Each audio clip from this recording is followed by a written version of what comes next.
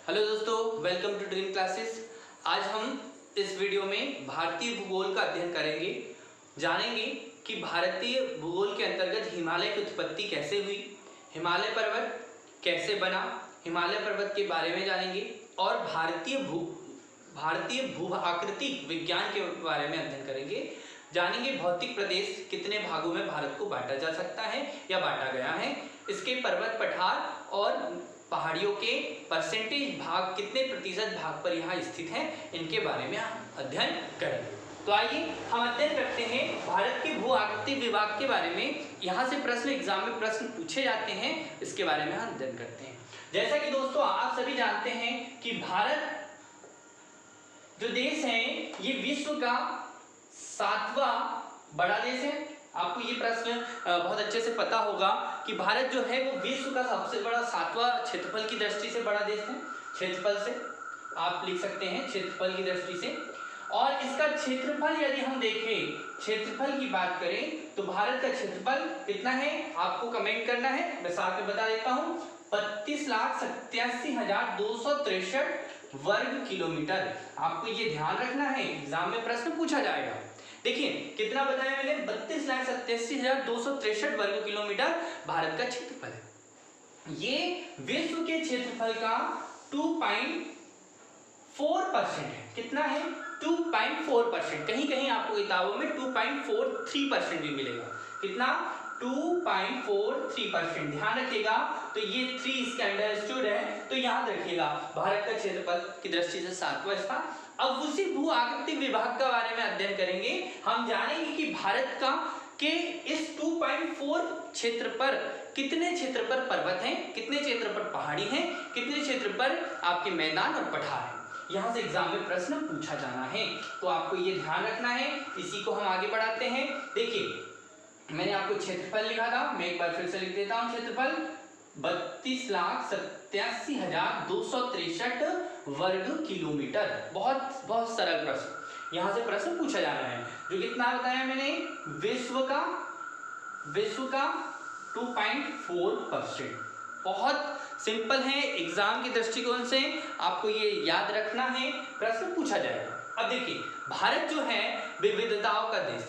भारत में कि जो भारत की विभिन्न भू आकृतिक अवस्थाओं को देखें, विभिन्न क्षेत्रों को देखें, तो इसमें पर्वत हैं, पठार हैं, मैदान हैं, तो इनके बारे में देखते हैं। यदि भारत के क्षेत्रफल, लगभग क्षेत्रफल को देखें, भारत देश के क्षेत्रफल को देखें, तो इसके पठार पर्वत की बात करें तो 10.7% भाग पर पठार स्थित है।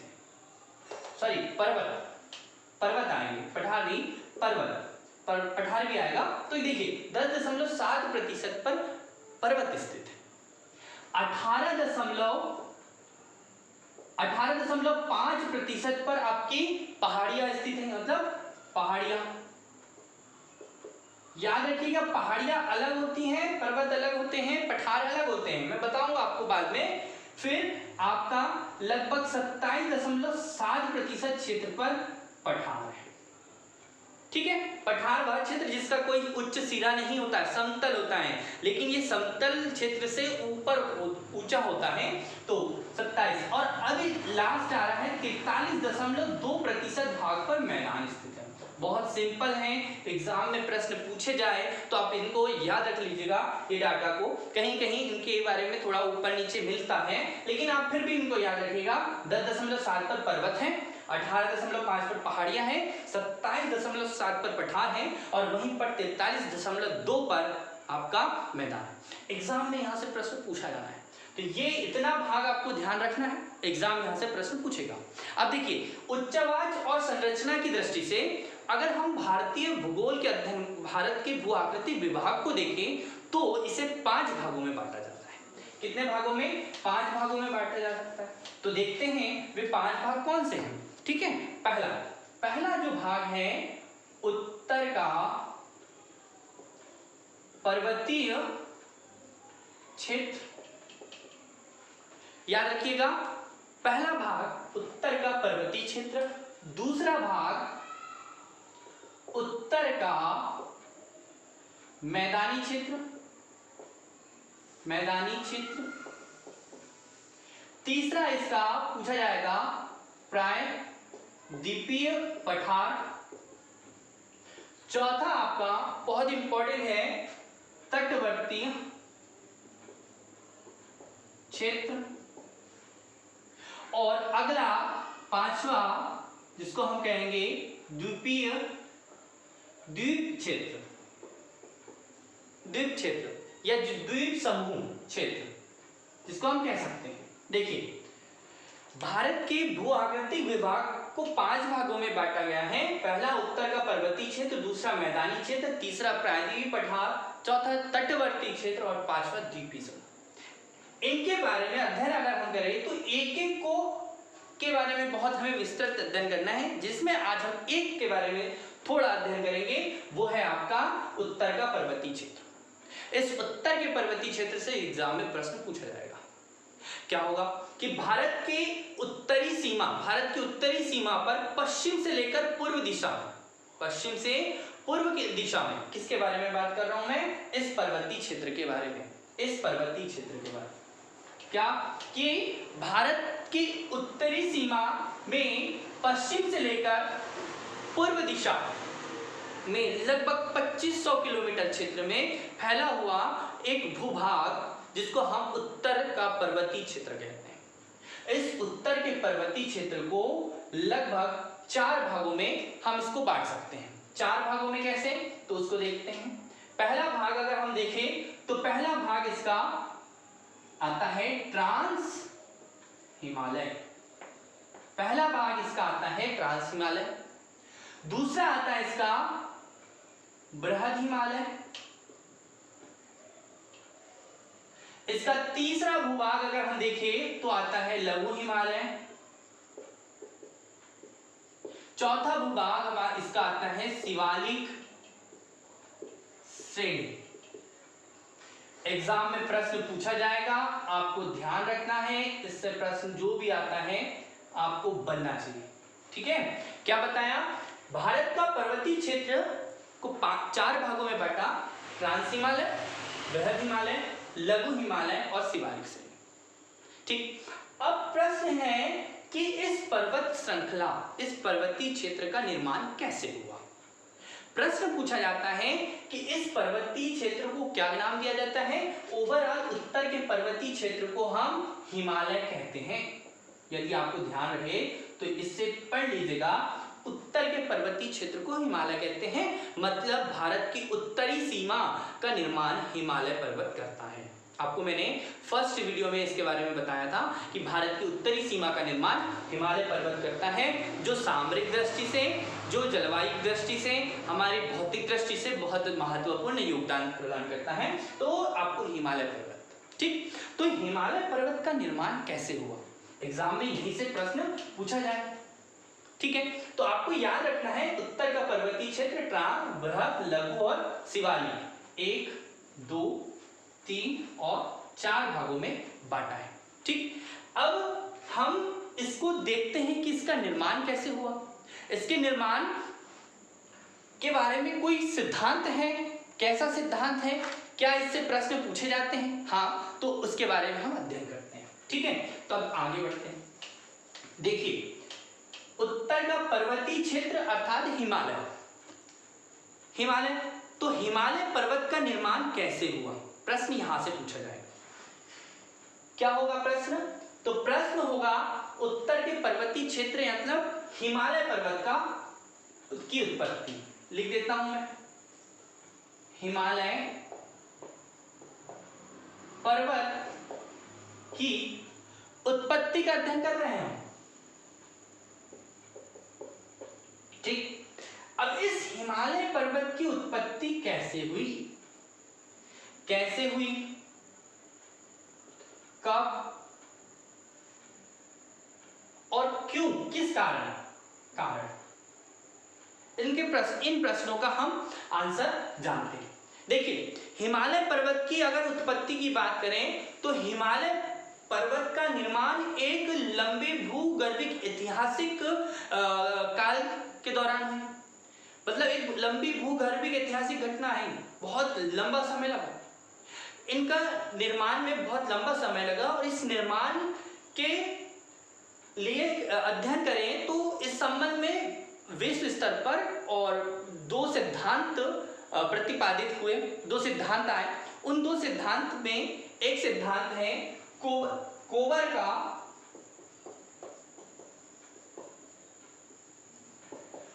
का भूसंतति सिद्धांत या भूसन्नति सिद्धांत।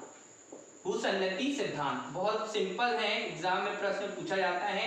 ये एमपीपीएससी मेंस के लिए भी प्रश्न है, यहाँ से एमपीपीएससी मेंस में प्रश्न आते हैं 6 नंबर के। कोवर का भूसन्नति का सिद्धांत बताइए हिमालय की दृष्टि से, और एक आता है हैरी हेस का प्लेट टेक्टोनिक सिद्धांत बताइए। बहुत सिंपल प्रश्न है, पूछे जाते हैं, 100 शब्दों में आपको लिखना होता है और आराम से इसे लिखा जा सकता है। तो आपको भूसन्नति सिद्धांत के बारे में अध्ययन करना है। वहीं पर दूसरा वाला जो सिद्धांत है वह दूसरा सिद्धांत है आपका हैरी हेस। ये जो है ये यूएसए के हैं, अमेरिकी वैज्ञानिक हैरी हेस का प्लेट टेक्टोनिक सिद्धांत बहुत बार पूछा जाता है। या प्लेट प्रश्न पूछा गया है कि हिमालय की उत्पत्ति के लिए सर्वमान्य सिद्धांत कौन सा है, तो प्लेट टेक्टोनिक सिद्धांत या प्लेट विवर्तनिकीय सिद्धांत बहुत बार प्रश्न पूछा गया है, एग्जाम की दृष्टिकोण से बहुत ज्यादा इंपॉर्टेंट है, इसको बहुत अच्छे से समझिएगा। तो कोवर का भूसन्नति सिद्धांत और हैरी हेस का भूसन्नति सिद्धांत, यहाँ से एग्जाम में एक प्रश्न ये पूछा जाएगा कि इस कोवर के भूसन्नति सिद्धांत से डायरेक्ट एक प्रश्न पूछा जाता है। किससे? कोवर के भूसन्नति सिद्धांत से। इसके बारे में मैं अध्ययन करवा रहा हूं आपको, पर एक प्रश्न यहाँ से पूछा जाता है, वह प्रश्न है कि पर्वतों का पालना, ठीक है, भूसन्नति। तो कोवर के भूसन्नति सिद्धांत को पर्वतों का पालना कहा। ये लंबे, सक्रिय और आपके छिछले क्षेत्र से निर्मित हुए हैं, जलीय भाग है, यानी सन्नति का अर्थ क्या हो रहा है? सागर, ठीक है। यहां पर ध्यान रखिएगा, कोवर का भूसन्नति सिद्धांत मतलब पर्वतों का पालना। किसको कहा? पर्वतों का पालना। बताइए, पर्वतों का पालना भूसन्नतिक सिद्धांत को कहा कोवर के, ठीक। यहां से एग्जाम में प्रश्न पूछा जाए। तो चलिए हम देखते हैं कोवर के भूसन्नतिक सिद्धांत के अनुसार क्या था। तो आज से 7 करोड़ वर्ष पूर्व हिमालय जहां पर है, आज से कितने? 7 करोड़ वर्ष पूर्व हिमालय पर्वत जिस स्थान पर है, उस स्थान पर पहले 33 भूसंतति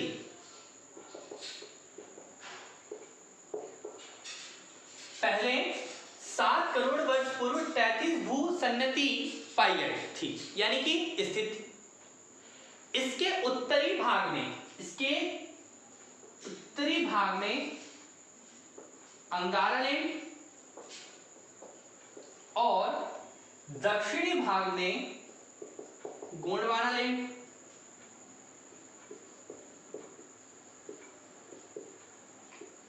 बहुत सिंपल है, आपको याद रखना है। उत्तरी भाग में अंगारा लैंड, दक्षिणी भाग में गोंडवाना लैंड। अभी हमने पृथ्वी का निर्माण यदि हम देखेंगे तो पृथ्वी का निर्माण शुरुआती दौर में जब हुआ, उसमें पेंजिया और पैंथालाजा जैसी चीजें आई। पैंथालाजा जो जलीय भाग था और पेंजिया एक स्थलीय भाग था। एक बार देख लीजिए, जो पेंजिया था, पेंजिया ये स्थलीय भाग, इसको कह रहे हैं स्थलीय, और ये जलीय भाग, इसका नाम है पैंथालाजा। ये जो पेंजिया है, ये पेंजिया अंगारा लैंड और गोंडवाना लैंड, ये है अंगारा लैंड और ये है गोंडवाना लैंड। बहुत सिंपल है, ध्यान रखना, ये अंगारा लैंड, ये गोंडवाना लैंड। ये बीच वाला जो भाग है, इस बीच वाले भाग की बात कर रहे हैं कोवर महोदय। ये जो कोवर महोदय जी हैं, इस बीच वाले भाग की बात कर रहे हैं, ठीक है। इस बीच वाले भाग से उनसे प्रश्न बन रहा है, वो ये कह रहे हैं कि ये वाला जो भाग है, ये पहले 33 भूसन्नति था, और इस 33 भूसन्नति में क्या हुआ कि इस अंगारा लैंड, इस अंगारा लैंड के द्वारा के क्षेत्र से नदियों द्वारा या के अवसाद किस में आने लगे? 33 वाले भूसन्नति में। वहीं पर गोंडवाना लैंड के भी अवसाद किस में आने लगे? 33 सागर या 33 भूसन्नति में आने लगे। इस 33 भूसन्नति में क्या हुआ कि एक अवतलन हो गया। धीरे धीरे बहुत सारा क्षेत्र, बहुत सारा मटेरियल पदार्थ इसके अंदर क्या हो गया? जमा हो गया, जिनमें कई समय बाद, कई हजारों करोड़ों वर्ष बाद में क्या हुआ? अवतलन होने लगा। क्रमशः इसमें अवतलन होने लगा।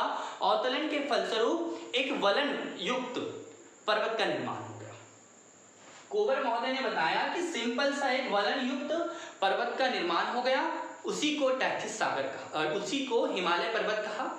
और इन सिद्धांत के हिसाब से यदि हिमालय की सभी श्रृंखलाओं का निर्माण अल्पाइन भूसंचलन के समय में हुआ, तो इसी सिद्धांत के अनुसार ये कहा गया कि 33 जो सागर हैं वो हिमालय का गर्भगृह है। बहुत सिंपल था, मैंने आपको समझाया। क्या समझाया? एक बार फिर से देख लो कि 7 करोड़ वर्ष पूर्व 33 भूसन्नति, मतलब इस गोंडवाना अंगारा लैंड, ऊपरी भाग में क्या है? अंगारा लैंड, और दक्षिणी भाग में है गोंडवाना लैंड। इस वाले भाग को उन्होंने कहा है 33 भूसन्नति। इससे आने वाले अवसादों में एक वलन पड़ गया, अवतलन हुआ। इस अवतलन के कारण 33 सागर, इस अवतलन के कारण बहुत सारे पदार्थों का जमाव हो गया, और जमाव में एक वलन पड़ गया। वलन के कारण एक पर्वत का दबाव से एक पर्वत का निर्माण हुआ। उस पर्वत को हिमालय पर्वत कहा। और इसी से एक प्रश्न निकला कि हिमालय का गर्भगृह जो है वो 33 सागर है। एग्जाम में प्रश्न यहां से पूछा जाएगा। तो मैंने कोबर महोदय की भूसंतति सिद्धांत को बताया। अब हम दूसरा जो सिद्धांत है उस सिद्धांत को देख लेते हैं। वो सिद्धांत है आपका प्लेट टेक्टोनिक सिद्धांत। प्लेट टेक्टोनिक सिद्धांत जो है या आपकी प्लेट विवर्तनिक, मैं लिख देता हूं, प्लेट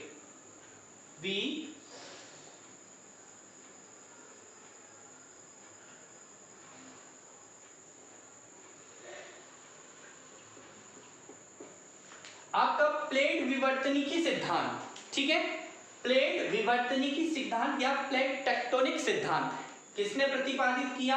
अमेरिकी वैज्ञानिक हैरी हेस ने। प्रश्न पूछा जाएगा या।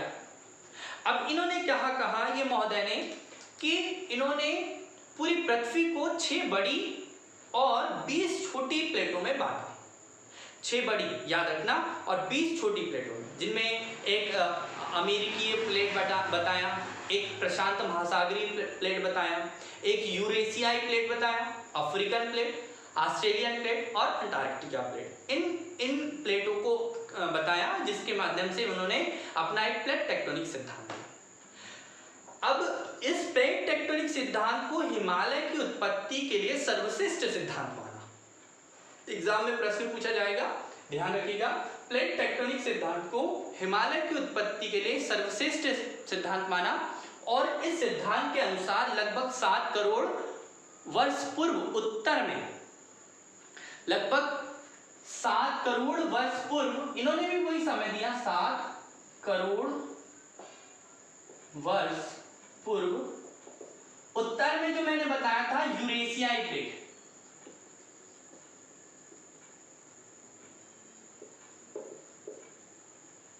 मैंने प्लेट का नाम बताया आपको, 6 प्लेट बताया। उन 6 प्लेटों में है एक है यूरेशियाई प्लेट। एक बार मैं फिर से प्लेट का नाम बता देता हूं, आप लिख लीजिएगा, नोट कर लीजिए, एग्जाम में प्रश्न पूछे जाते हैं। 6 प्लेट, पहली आपको अमेरिकन प्लेट, ठीक है, दूसरा अफ्रीकन प्लेट, तीसरी प्रशांत महासागर प्लेट, चौथी ऑस्ट्रेलियन प्लेट, पांचवी आपका आर्कटिक प्लेट जो अंटार्कटिक वाली प्लेट है वो, और एक छठवीं यूरेशियाई प्लेट, जिनमें यूरोप और एशिया दोनों शामिल है।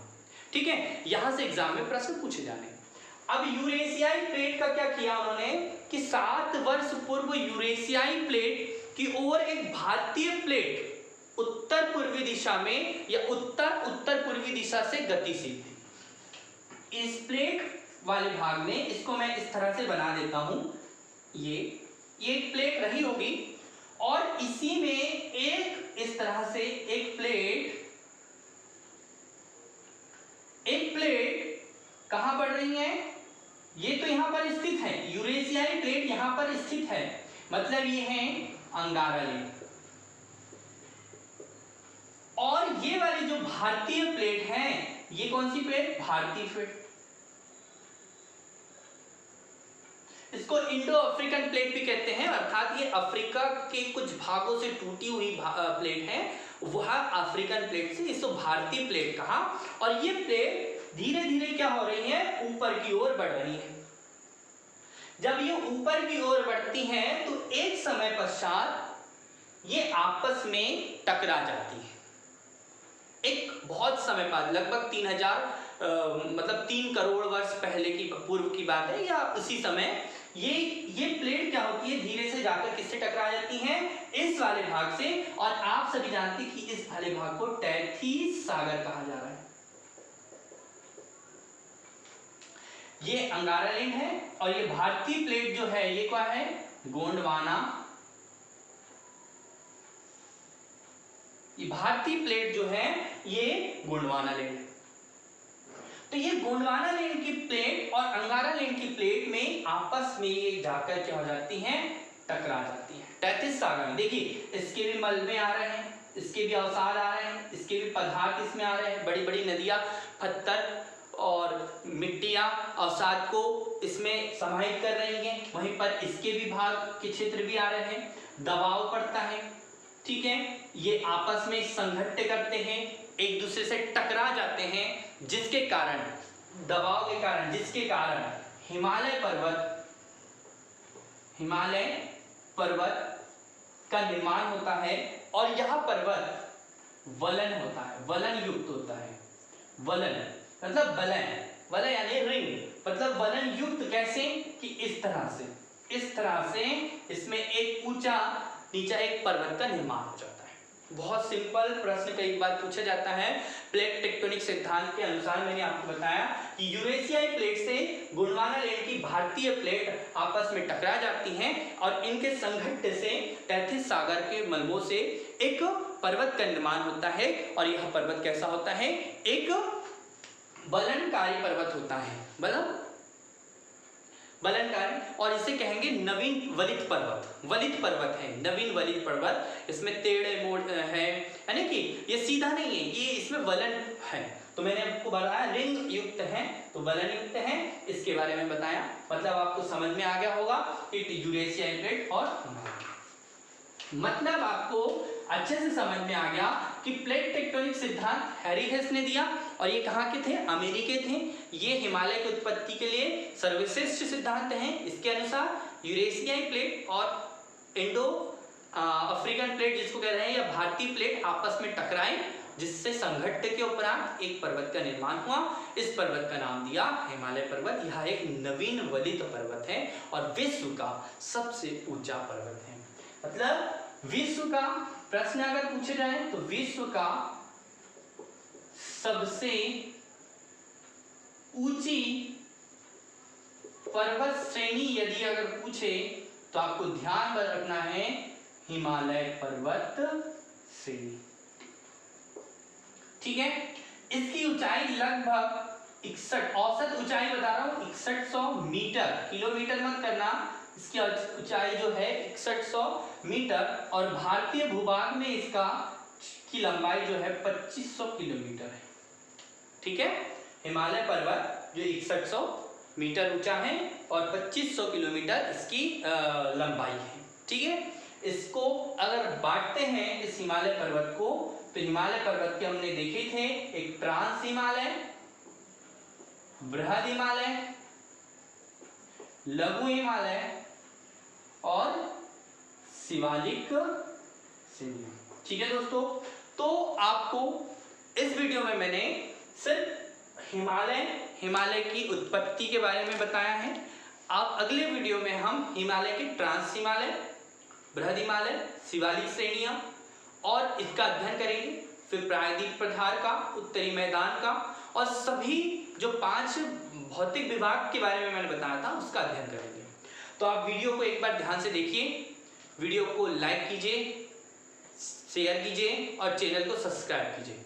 आप लोगों का लाइक, शेयर, कमेंट हमारे लिए बहुत महत्वपूर्ण होता है। इससे हमें जानने का प्रयास होता है कि आपको यह वीडियो कैसा लगा।